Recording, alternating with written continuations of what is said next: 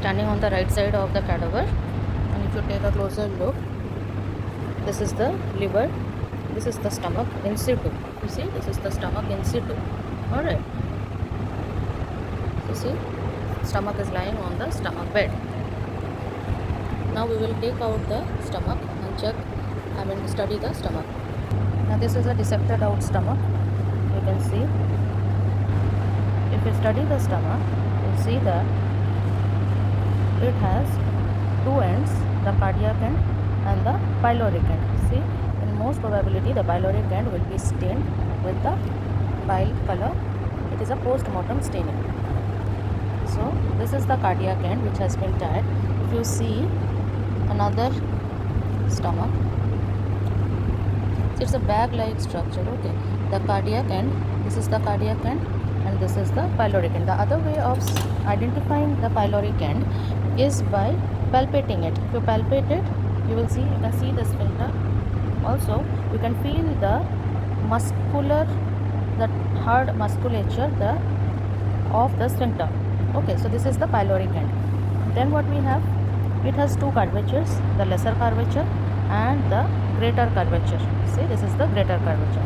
As for the parts, this is the cardiac orifice. So this is an orifice that has been tied. If you see another stomach, you can see the orifice is big and it only has a physiological sphincter.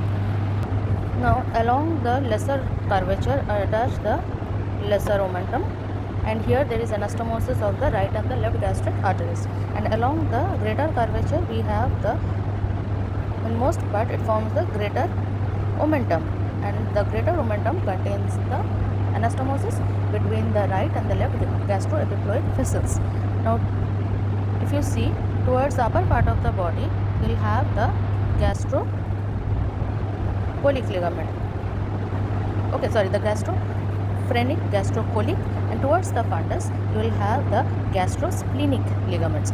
So these all together will form the greater omentum, and through the gastrosplenic ligament you will enter the short gastric vessels. Now the surfaces. See, in the human body this is not anterior or posterior, but this is the antero-superior and the postero-inferior surfaces. Now we can also see in the body what lies in the stomach bed. We are on the right side of the cadaver once again, and see here the stomach has been cut at the pyloric end. You can see the pyloric end. Alright, now if we reflect the stomach to the left, then what are the structures you can see in the stomach bed?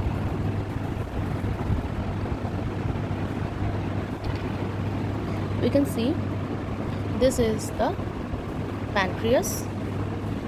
As we move further to the left, we can see the spleen. Okay, so this is the pancreas, this is the spleen. Now from the spleen or to the spleen, going towards the spleen is the splenic artery, the very tortuous splenic artery. If you can see, this is the tortuous splenic artery along the upper border of the pancreas. Alright, what we cannot see are the two retroperitoneal. To the left kidney and the left suprarenal glands. Now we are reflecting back the stomach to its original position to help to see the other vessels along the curvature. See, if we see, this is the celiac trunk. From the celiac trunk is arising the splenic artery. This is the splenic artery. Also from here is arising the left gastric artery and the common hepatic artery. Now the splenic artery, it goes in the bed of the stomach. What we have here is the left gastric. See, the left gastric arises and then it bends to enter between the two layers of the lesser omentum. See, this is the lesser curvature of the stomach. It enters into the lesser omentum. So this is the left gastric here, and the right gastric also enters from the duodenal end or pyloric end, and you can see the you can see the right gastric, they will anastomose here. Now you see the common hepatic artery. The common hepatic artery, it divides into hepatic artery proper and goes towards the liver. Alright, see, it goes towards the liver, and the rest of it continues below as the gastroduodenal artery. Okay, see, the gastroduodenal artery is related to the stomach, and it is often associated with bleeding or when there is perforation of the gastric ulcers. Then what you have, the gastroduodenal artery is lying between the, see, it is going downwards and is related to the duodenum and the pancreas, head of the pancreas. Then it gives off the right gastroepiploic, gives off the right, see, if I lay it back, the stomach, then the right gastroepiploic artery is running along the greater curvature, entering into the greater omentum, layers of the greater omentum. This will anastomose with a branch of the left of the splenic artery. See, this is the left gastroepiploic artery, this is entering here, and they will anastomose. Alright. Now as for the parts of the stomach, see, this is the cardiac orifice. From the cardiac orifice, if you draw a perpendicular that runs up to the greater curvature, the part above that is the fundus. The part above that is the fundus. Then you have the body. The body is up to, if you check, see the lesser curvature. Along the lesser curvature towards the lower part of the lesser curvature, there is a bend or an angle. Alright, this is the incisura angularis. Now, from here, if you draw a perpendicular right up to the greater curvature, then this two imaginary lines separates or includes the body of the stomach, and from below this imaginary line there is the pylorus or pyloric end. The pyloric end is again divided into the initial dilated part which lies opposite to this angle. This is the pyloric antrum. Then there is the pyloric canal, and finally you have the pyloric sphincter.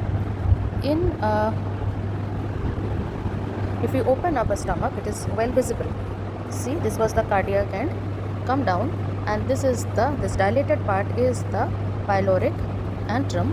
Then we have a small canal, this is the pyloric canal, and finally we can see the sphincter from the inside. Now if we open, as we said, if we open, we will see again, once again,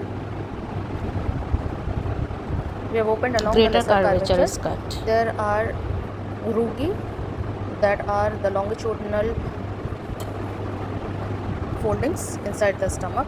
They become less and less visible after the death of the person. Then along the lesser curvature we have the gastric canal. Even here in this one you can see the gastric canal, which is more prone to ulcers. And definitely you can identify the pyloric end by its sphincter. In the dead body, the sphincter is open.